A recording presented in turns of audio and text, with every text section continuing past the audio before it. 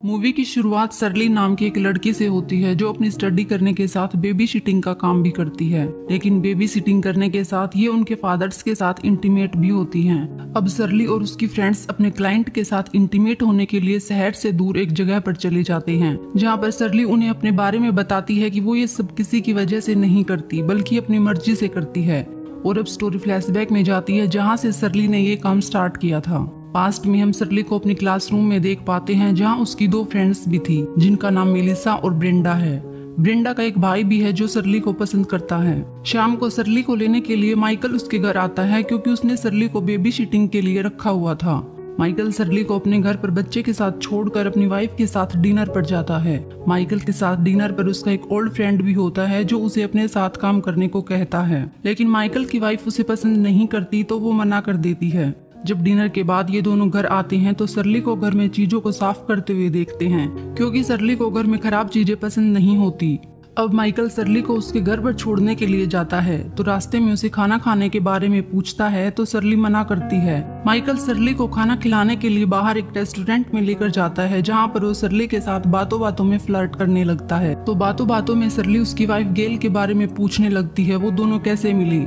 तो माइकल को ये चीज अच्छी नहीं लगती क्योंकि वो उसके साथ होकर अपनी वाइफ का जिक्र नहीं करना चाहता था। लेकिन फिर वो उसको बताने लगता है कि एक बार वो अपने कुछ फ्रेंड्स के साथ एक ओल्ड रेलवे ट्रैक पर बैठकर पार्टी कर रहे थे जहाँ पर गेल नशे की हालत में उसके पास आई और वो दोनों पहली बार में ही इंटीमेट हो गए, जिसके बाद आज वो उसकी वाइफ है।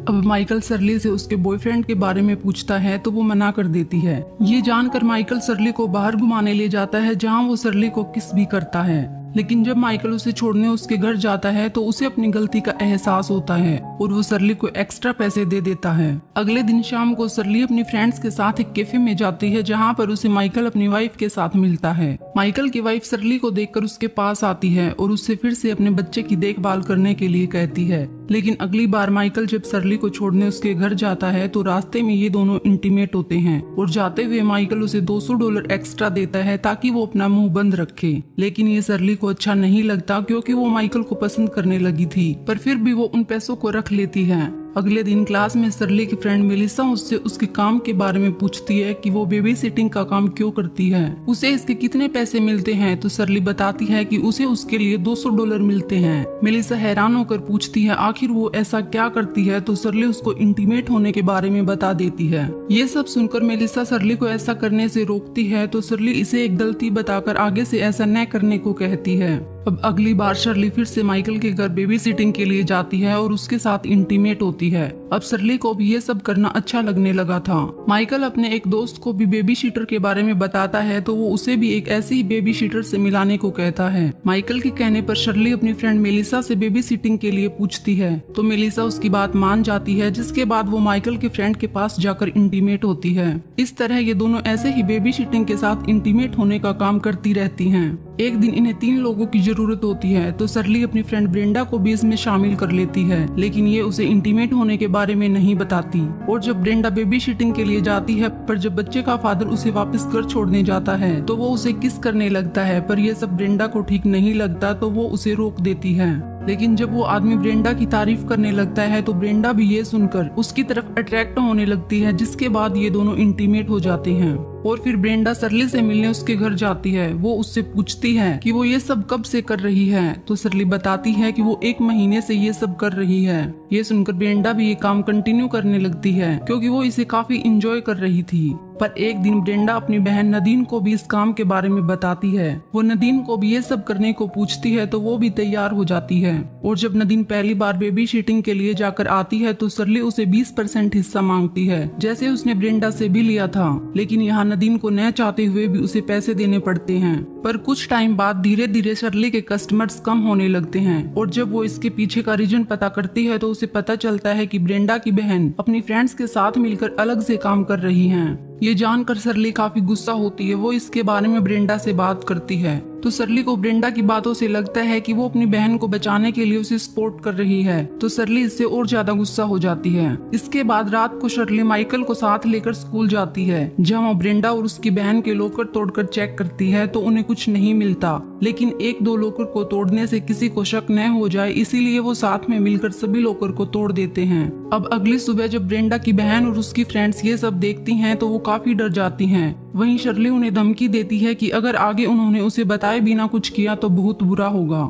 शर्ली को ऐसे गुस्से में देखकर मेलिसा उससे अपने क्लाइंट के साथ एक वेकेशन पर चलने को कहती है, तो शर्ली भी उसकी ये बात मान जाती है। वहीं माइकल भी अपने फ्रेंड्स के साथ वेकेशन पर जाता है, जो शर्ली और उसकी फ्रेंड्स के साथ इंटीमेट होते हैं। ये सभी वहाँ ड्रग्स लेते हैं तो ड्रग्स की वजह से ब्रेंडा की तबीयत खराब हो जाती है, और जब माइकल का फ्रेंड उसके साथ इंटीमेट होने लगता है तो ब्रेंडा ये सब करने से मना कर देती है। इसके बाद वो शर्ली को भी बोलती है अब उसे ये सब नहीं करना, क्योंकि उसे अब इससे घिन आने लगती है, तो शर्ली भी उसकी बात मानकर उसको जाने देती है। पर ये सब मेलिसा देखती है तो वो शर्ली से कहती है कि तुम्हें ब्रेंडा को ऐसे नहीं जाने देना चाहिए था, क्योंकि वो बाहर जाकर इन सब के बारे में दूसरों को बता देगी।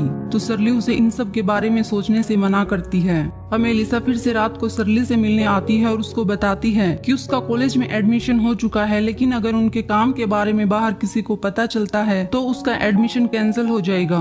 मेलिसा को ब्रेंडा पर यकीन नहीं था, इसीलिए वो ब्रेंडा के भाई को पीटने के लिए कुछ लोगों को भेजती है, जो ब्रेंडा के भाई को बहुत मारते हैं और उससे उसकी बहन को चुप रहने के लिए कहते हैं। लेकिन ब्रेंडा का भाई ब्रेंडा से कुछ नहीं कहता और ब्रेंडा को लगता है कि ये सब शर्ली ने किया है। तो अगले दिन ब्रेंडा स्कूल में शर्ली को इग्नोर करती है। शर्ली मेलिसा से पूछती है कि उसने ये सब क्यों किया, तो वो कहती है कि जो उसको सही लगा उसने वही किया है। अब माइकल को एक प्रोजेक्ट से निकाल दिया जाता है क्योंकि उसका काम पर ज्यादा ध्यान नहीं था, जिसकी वजह से उसकी सैलरी भी कम हो गई थी। पर जब उसकी वाइफ को ये सब पता चलता है तो वो नाराज होती है, लेकिन माइकल बहुत खुश था क्योंकि अब वो अपने फ्रेंड के साथ बिजनेस करना चाहता था। इसके बाद माइकल शर्ली से मिलता है, वो उससे वेकेशन वाली रात के लिए सॉरी बोलता है। माइकल अब शर्ली को लाइक करने लगा था तो वो उसको ये सब काम करने से मना करके उसके साथ रहने को बोलता है, लेकिन अब शर्ली मना करके बोलती है कि जब उसके पास मौका था तब उसने खुद ही उसे अपने फ्रेंड्स के पास भेज दिया था, अब वो इन सब से बाहर नहीं निकल सकती।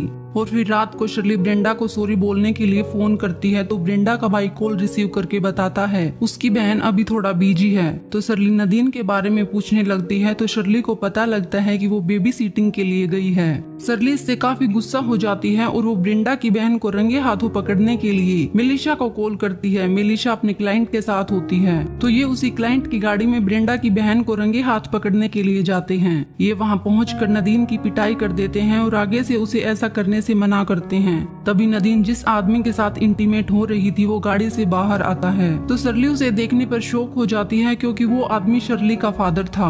उसे रोते हुए अपनी सभी गलतियां याद आने लगती हैं कि वो ये काम करके कैसे दूसरों के घर को तोड़ रही थी, और ये सब उसे अपने फादर को देखने पर महसूस होता है। अब शर्ली ये सब काम छोड़कर अपनी गलतियों को अपनी लाइफ की एक भूल समझकर आगे बढ़ने की सोचती है। वही माइकल भी अब अपनी फैमिली के साथ खुश रहने लगता है और यहीं पर इस मूवी का एंड हो जाता है।